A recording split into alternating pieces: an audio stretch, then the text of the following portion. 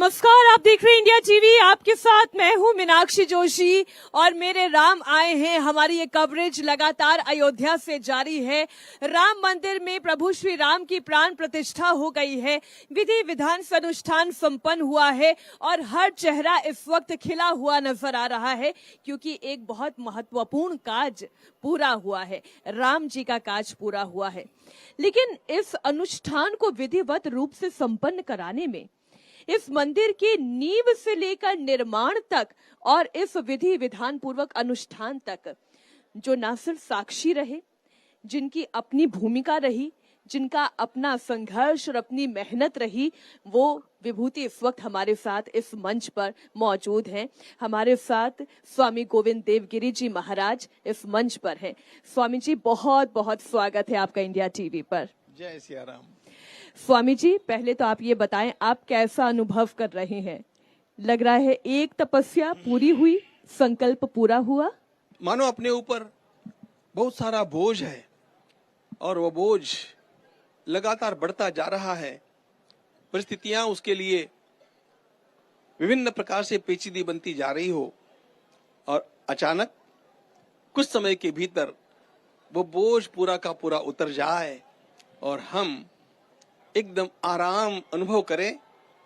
हम अपने अंतःकरण में समाधान, प्रसन्नता और शांति का अनुभव करें।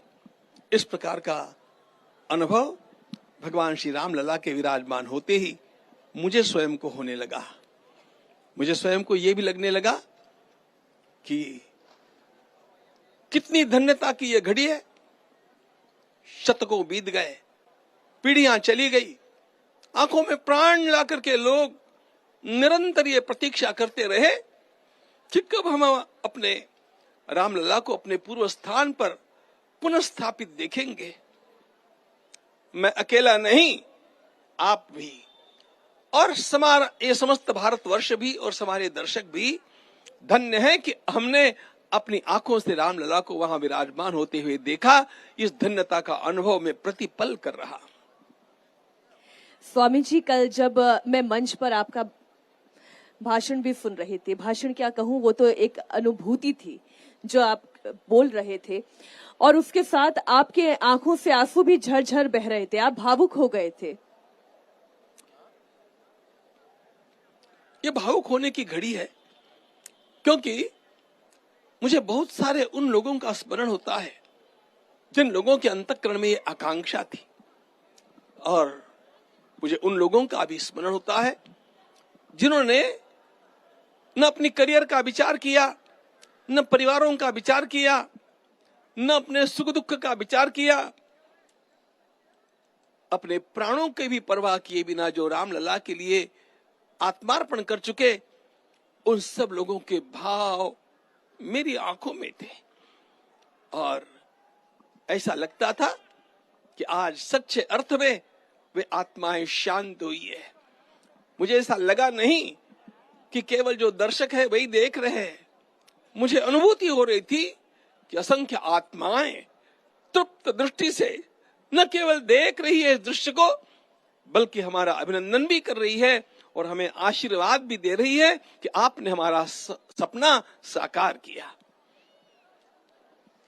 आप जब मंदिर के गर्भगृह में थे, आप अनुष्ठान की एक एक विधि करा रहे थे, और कैमरा आज शायद इन भावों को अपने आंखों में कैद कर ले रहा है। इस वक्त भी स्वामी जी, जब आप इस मंच पर अपने भावों को प्रकट कर रहे हैं तो आपकी आंखों से आंसू निकल रहे हैं, ये मैं देख पा रही हूं, जिसे आप बार बार पोंछ रहे हैं।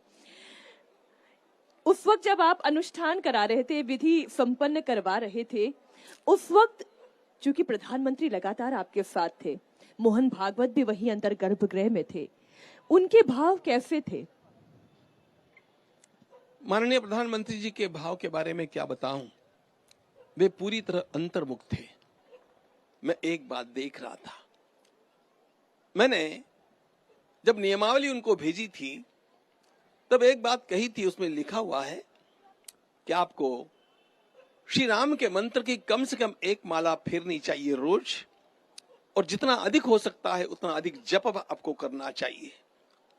मैं देख रहा था वे उस कार्य को कर तो रहे थे, लेकिन अगल बगल में क्या चला है इसकी ओर उनका ध्यान नहीं था और मुख से निरंतर वे मंत्र का जप कर रहे थे। यह उनकी भावना थी। माननीय सरसंघ चालक जी एक तृप्त दृष्टि से देख रहे थे और उनको लग रहा था कि हमारे जीवित कार्य का एक बहुत बड़ा पड़ाव आज पूर्ण हो गया है। यह तृप्ति सबके अंतःकरण में थी और सब लोग अंतरंग से समाधान, संतुष्टि का अनुभव कर रहे थे। मुख्यमंत्री योगी आदित्यनाथ भी जब वहां दर्शन करने पहुंचे, ऐसा लग रहा था उन्हें देखकर कि एक संतोष का भाव उनके मन में भी है। एक मुख्यमंत्री होने के नाते इतनी जिम्मेदारी तो उनके ऊपर प्रशासनिक तौर पर भी थी। उनके भाव क्या थे? मुख्यमंत्री बनने से पूर्व ही हम लोगों का बड़ा अच्छा परिचय रहा। एक बात बता दूं, हम लोगों की आकांक्षा थी कि वे प्रदेश के मुख्यमंत्री बने। उनके मुख्यमंत्री बनने से एक वर्ष पूर्व मार्च में हम लोगों ने जब संत सभा का आयोजन गोरखपुर में किया था, मुख्यमंत्री बनने से एक वर्ष पूर्व ही हमने उनको चादर ओढ़ा करके कह दिया था, सब संतों ने मिलकर के, कि आपको मुख्यमंत्री बनना है। प्रदेश के भावी मुख्यमंत्री का हम सम्मान कर रहे हैं। वे केवल मुख्यमंत्री नहीं है, वे गोरक्ष पीठ के अधीश्वर हैं और अत्यंत प्रखर राष्ट्रनिष्ठ रहे हैं। उन्होंने स्वयं अपने जीवन में जिस प्रकार का लोहा लिया है वैसा कुछ ही लोग ले सकेंगे और इसलिए उनके अंतःकरण में एक पूर्णता की, तृप्ति की भावना थी और हम लोग ये कर पाए, इसका अत्यंत बड़ा समाधान उनके चेहरे पर निरंतर झलक रहा था। स्वामी जी, जब आपने मंच से अपने हृदय के उद्गार प्रकट किए, तब उसमें आपने बताया कि प्रधानमंत्री के सामने आपने विकल्प दिया था। आपने कहा था कि 3 दिन आपको फर्श पर कंबल बिछाकर सोना है, चद्दर बिछा के सोना है। इसके बावजूद उन्होंने ये तय किया कि उनकी ये तपस्या 11 दिन रहेगी। ये उन्होंने आपको कहा था? ये उन्होंने पहले तो नहीं कहा, जब उन्हें लिख करके भेजा। अच्छा, आपने पहले उन्हें क्या समझाया था? हमने उन्हें जो मैंने लिख करके दिया था सब मेरे पास अभी भी है, लेकिन हमने उनसे पहली बात ये कही थी कि उनको इन 11 दिनों में विदेश प्रवास नहीं करना चाहिए, क्योंकि संसर्ग से भी अनेक दोष अपने में आ जाते हैं। विदेश प्रवास टाल दिया जाए।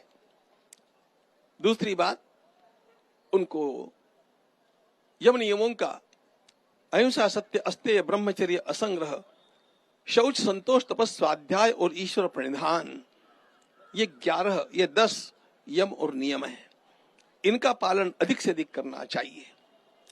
फिर राम जी का एक मंत्र मैंने भेजा था, उसका जप उनको कैसे भी करके एक माला तो करना ही करना होगा। अधिक से अधिक जितना किया जाए वो उतना अच्छा है। इसके बाद में 11 दिन के लिए उनको एकभुक्त रहने के लिए कहा था। एकभुक्त यानी एक समय भोजन कर सकते हैं, एक समय फल, दूध आदि लिया जाए। विकल्प ये भी दिया था कि 11 दिन नहीं कर सकते हैं तो 7 दिन कर ले। 3 दिन तो उनको फलाहार पर रहने के लिए कहा गया था, लेकिन उन्होंने प्रथम ही विकल्प ऐसा चुन लिया जो हमारे द्वारा लिखा अथवा कहा नहीं गया था। उन्होंने तुरंत अन्न का और फलाहार का भी त्याग कर दिया और इन 11 दिनों में वे स्वयं नारियल का जल और नींबू शरबत, इन दोनों ही बातों पर उन्होंने अपना उपवास संपन्न किया। ये उनका निराहार का व्रत, ये उनका अभ्यास है और ये उनको शायद अच्छा भी लगता है। इसलिए मैंने मेरे भाषण में कहा था कि मैंने उनकी माताजी से पूछा था। उनकी माताजी से मैंने इसलिए पूछा था कि हम जिस युग में जी रहे हैं उस युग में राजनीतिक स्टंट भी बहुत चलते हैं और इनके चलते हुए उस वृद्धा माताजी से मैंने पूछा, जब माननीय मोदी जी को उसकी भनक नहीं थी, मैं 40 मिनट उनके माताजी के पास अकेला बैठा था, उनसे पूछा था, तब उन्होंने सीधे सीधे कह दिया और इतने सामान्य लहजे में कहा, एमा शू थयू, यानी उसमें क्या हुआ, ये वो अकेला थोड़ी ही करता है, उसका बड़ा भाई भी करता है और उसके पिताजी ने जीवन भर किया है और ये भी स्वयं 40 वर्षों से कर रहा है। इसमें कौन बड़ी बात है। उन्होंने कहा हमारे घर में देवी की आराधना है और इसलिए हम लोग इन सब बातों को करते रहते हैं। तो ये उनका 9 दिन का उपवास तो 40 वर्षों से चल रहा है। आप लोगों को याद होगा जब वे अमेरिका के प्रथम प्रवास में गए थे, नवरात्रि के दिन थे और उन्होंने केवल वहां के राष्ट्रपति के साथ भोजन करते हुए भी केवल नींबू शरबत लिया था और कुछ नहीं लिया था। तो इस प्रकार से उन्होंने अपने जीवन को साधा है। तो आपने तो स्वामी जी उन्हें तपस्वी की तरह देखा और आपने एक शब्द जो अपने भाषण में कहा, तपः तपः इति, इसे जरा समझाएं। श्रीमद् भागवत पुराण अथवा हमारे अन्य पुराणों में जो वर्णन आया है उसमें यह है कि सृष्टिकर्ता ब्रह्मा जी का जब पहले प्राकट्य हुआ तो उन्होंने अंतरिक्ष में से एक शब्द सुना और वह शब्द है तप। तप, और इसीलिए भारतीय संस्कृति का मूल सिद्धांत, मूल तत्व तप ऐसा है। इस तप का अर्थ क्या है। तपस्वधर्मवर्तित्वम, अपने कर्तव्य को करते समय आत्मदर्शन के लिए, आत्म साक्षात्कार के लिए जिस समय जिस प्रकार के परिश्रम करने पड़े अथवा जो कष्ट सहने पड़े, उन सारे कष्टों को धैर्य के साथ सह जाना, इसको तप कहते हैं। भगवान पतंजलि के शब्दों में मैं कहूं, पतंजलि के योग सूत्र में लिखा है तपो द्वंद्व सहनम। द्वंद्व का अर्थ होता है शीत है उष्ण है, ये द्वंद्व है। भूख है प्यास है, ये द्वंद्व है। मान है अपमान है, ये द्वंद्व है। और मनुष्य को इन सारे द्वंद्वों को शांति के साथ सहते रहना चाहिए, इसको तप कहते हैं। तो भूखा रहना भी तप है। हम एकादशी को भी इसी प्रकार का छोटा सा क्यों न हो तप करने का प्रयास करते हैं। अब देखिए ये शरयू मैया बह रही है। यहाँ पर कार्तिक मास में आप आकर के देखेंगे, ठंड के दिनों में यहाँ पर सूर्योदय से पहले गंगा जी में अथवा शरयू जी में अथवा जमुना जी में गोता लगाने वाले असंख्य लोग होते हैं। लोग 1 महीना भर अभी अपने कल्पवास के लिए तीर्थराज प्रयाग में निवास करते हैं, कुटिया में रहते हैं। सूर्योदय से पहले गंगा जी में संगम में गोता लगाते हैं। यह तप ही है। ये कार्तिक स्नान, ये माघ स्नान, ये तप कहे गए हैं। इस प्रकार इस तप के माध्यम से अपने शरीर को साधा जाता है। प्राणायाम भी एक तप है, उसके माध्यम से प्राणों को स्थिर किया जाता है। उपवास एक तप है, उससे शरीर को शुद्ध किया जाता है। और जप करना भी एक तप है, उससे अपनी वाणी को पवित्र किया जाता है। ये सारे हमारे शरीर को और हमारे व्यक्तित्व को शुद्ध करने के उपाय हैं। और ये सारे तप प्रधानमंत्री ने किए, और क्या यही वजह है कि आपने छत्रपति शिवाजी महाराज जी से उनकी तुलना कर दी। छत्रपति शिवाजी महाराज स्वयं अपने आप में एक अत्यंत बड़े तपस्वी थे।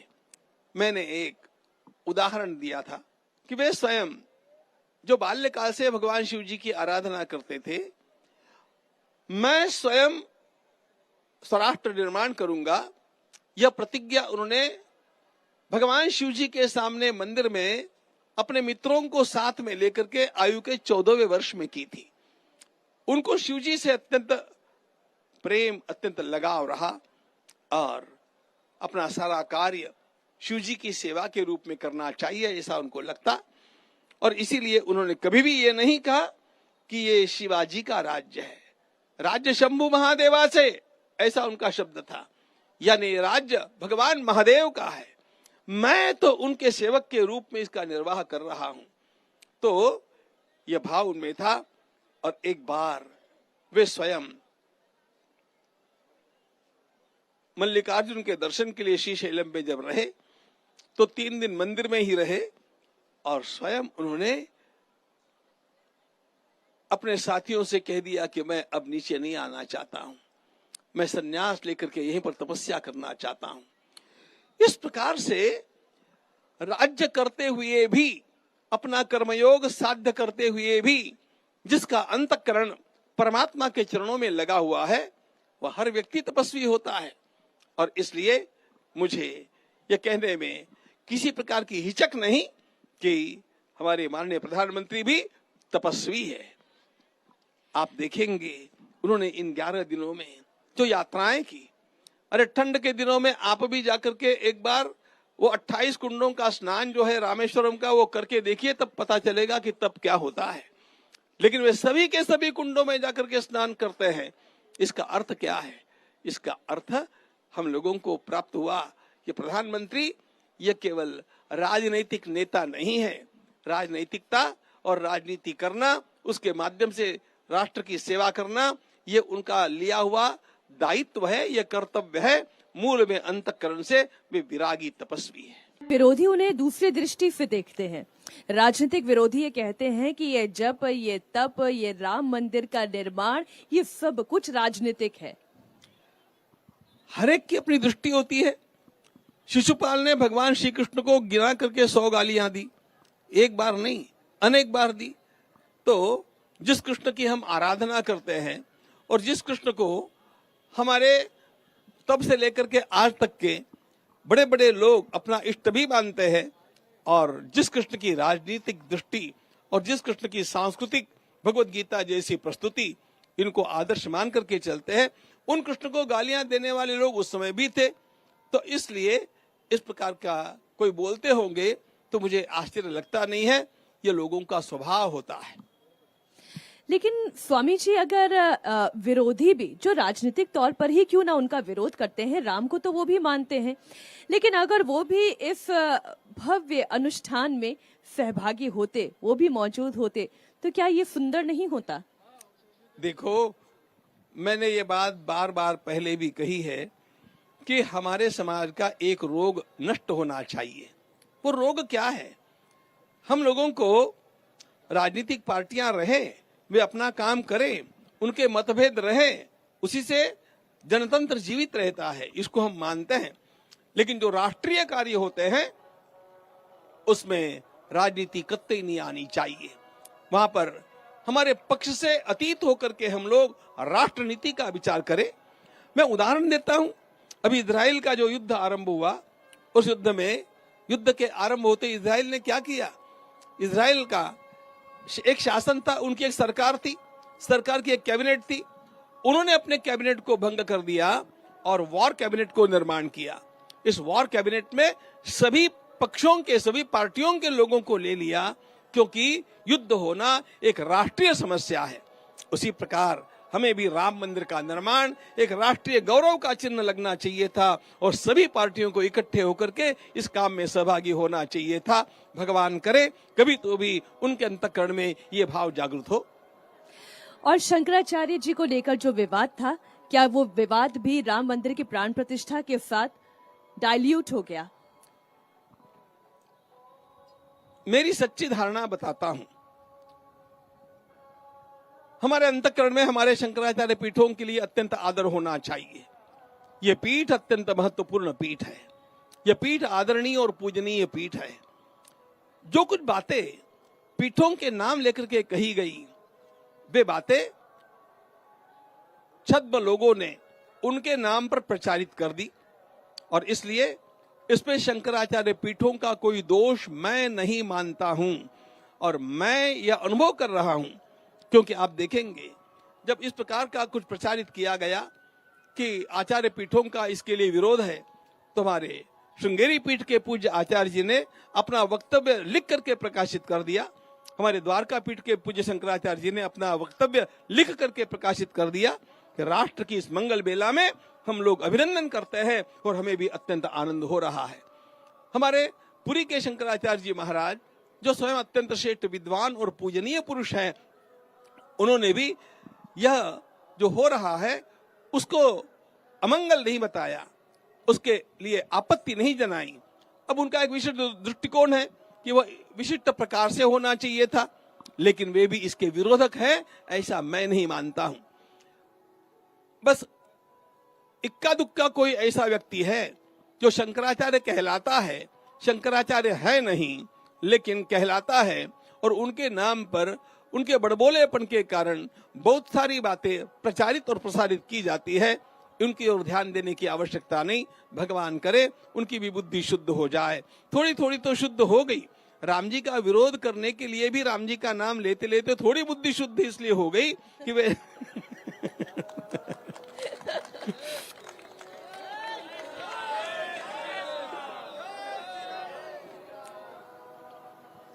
कि उनको भी पुनः पुनः अब कहना पड़ रहा है कि मैं विरोध नहीं कर रहा हूं। मोदी जी ने अच्छा काम किया है।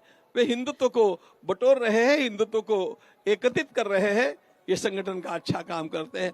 तो बुद्धि में कुछ परिवर्तन आया है, पूरा परिवर्तन भी धीरे धीरे आ जाएगा। इसलिए बहुत अधिक महत्व देने की बात नहीं है। हमारे राम जी तो इन सारे विरोधों के परे होकर के भी अपने नियत समय पर नियत मंदिर में विराजमान हो गए। ये आनंद की घटिका है और इसीलिए किसी के प्रति विरोध। अच्छा स्वामी जी, जब आप मंच पर थे, नहीं, मुझे एक बात बतानी है। जी जी बोलें बोलें। और दूसरी एक महत्वपूर्ण बात है कि इन सारी बातों को निरस्त करने के लिए हमारे कांची के पूज्य शंकराचार्य जी महाराज, जगत गुरु श्री विजेंद्र सरस्वती जी महाराज स्वयं हैदराबाद से यहां पर पधारे। 3 घंटे के लिए आए और उन्होंने सारे विधि विधान को देखा, निरीक्षण किया, संतुष्ट हुए और भगवान श्री राम के जो अत्यंत महत्वपूर्ण न्यास थे वो तत्व न्यास आदि सब उन्होंने किए। उन्होंने स्वयं भगवान श्री राम के कानों में मंत्रोपदेश भी किया। उन्होंने भगवान श्री राम का बालक राम यह नाम भी रखा और वे स्वयं अपने इस सारे कार्य के कारण तृप्त होकर के यहां से प्रस्थान किए। उस एक आचार्य चरण के आने के कारण हमारा समस्त कार्यक्रम अत्यंत सफल हो गया, ऐसा मेरा विश्वास है। क्योंकि सारे आचार्य पीठ पूज्य होने पर भी भगवान आदि शंकराचार्य महाराज स्वयं जहां पर रहे वो कांची पीठ है और वहां के आचार्य का आना स्वयं आदि शंकराचार्य के प्रतिनिधि के आने के समान है। बहुत सुंदर। और वैसे भी ये राम जी का काज है तो ये तो सफल होना ही था। ये अनुष्ठान भी कितना सुंदर हुआ। ये हम सब ने इंडिया टीवी के माध्यम से भी, जो लोग गर्भगृह में नहीं पहुंच पा रहे थे, जो नहीं देख पा रहे थे, उन्होंने हमारे चैनल के माध्यम से देखा। अब मैं उस तस्वीर पर आपको लाना चाह रही हूँ। आप मंच पर थे, आपके साथ साथ प्रधानमंत्री भी मंच पर थे। आपके हाथों में एक कटोरी थी, एक चम्मच था। उसमें क्या था जो आप प्रधानमंत्री जी को पिला रहे थे? उपवास जब पूर्ण करना होता है तब ये पद्धति है कि गुनगुने जल में थोड़ा शहद और नींबू के 2 बिंदु उसमें डाल करके उसको पिलाया जाए। हमने वैसे ही तैयारी की थी क्योंकि उनका उपवास पूर्ण करना था, लेकिन हमारी ये सारी तैयारी धरी की धरी रह गई। भगवान रामलला की प्रतिष्ठा करके जब प्रधानमंत्री जी वहां से मुड़े तो उन्होंने चलते चलते मुझे अलग लेकर के कहा, आप मेरे उपवास की पूर्णता के लिए और मुझे कुछ मत पिलाना, मुझे भगवान श्री राम का चरणामृत ला करके वही पिलाना।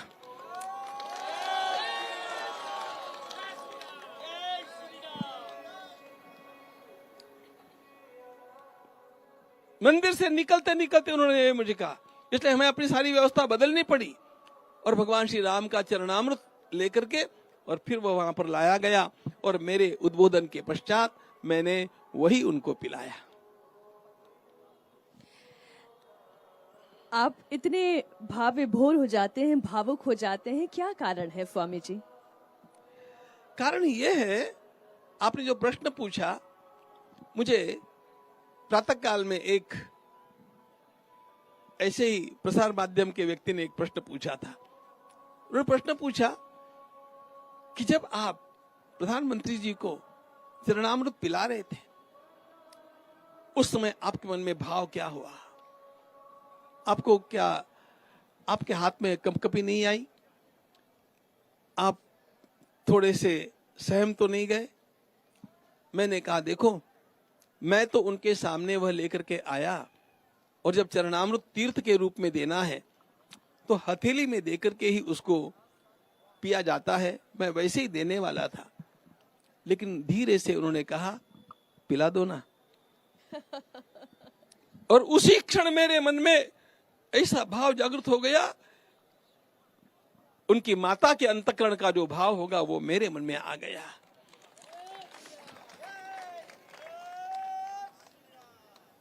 क्या आज कल्पना कीजिएगा, 11 घंटे भूखे रह करके देखिएगा, 2 दिन ही रह करके देख लीजिएगा, 11 दिन जो व्यक्ति भूखा रह करके तप करता है राष्ट्र के कल्याण के लिए, और तप में भी अकेला बैठा नहीं रहता है, वो नासिक जाता है, श्रीरंगम जाता है, गुरुवायूर जाता है, रामेश्वरम जाता है, स्थान स्थान पर स्नान करता है, साधु संतों के दर्शन करता है, वहां के संगीत तज्ञों को बुला करके उनसे वहां के स्थानिक भजन सुनता है, उनमें सहभागी होता है। ये सारा कायिक वाचिक मानसिक तप जब चल रहा है, तो उसको पूर्ण करते समय मुझे मेरे सामने उनकी पूज्य माता हीराबाई का चेहरा एकदम झलक उठा, और मेरे अंतःकरण में वही भाव जागृत हो गया कि ये छोटा बालक है।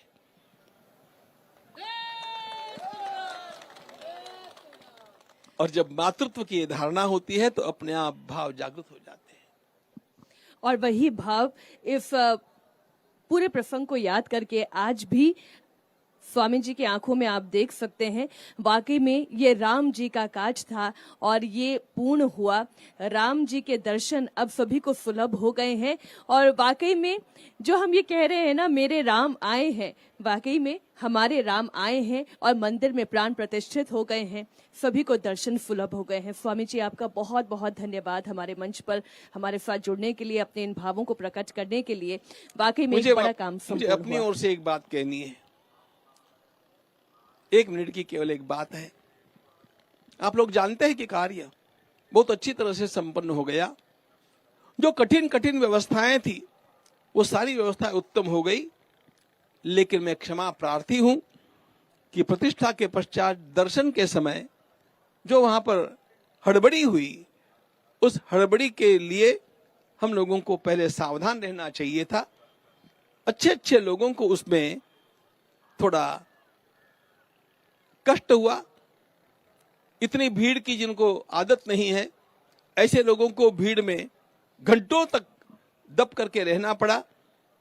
यह सब जो हुआ यह नहीं होना चाहिए था, नहीं होता तो अच्छा होता, लेकिन हो गया। उसमें बाकी बातों का स्पष्टीकरण न करते हुए मैं हमारे न्यास की ओर से उन सारी सेलिब्रिटीज का और उन सारे सभ्य और अत्यंत आदरणीय संत जनों का भी क्षमा प्रार्थी हूं। वे उदार हृदय से हमें क्षमा कर दें। और कभी कभी ऐसे भी लगता है कि आपने संगम के कुंभ में संगम के स्नान का अनुभव लिया ही होगा, तो आज यहाँ पर सारे देवी देवताओं का संगम था, उसमें भी इस भीड़ का आनंद आपको लेने का अवसर मिल गया।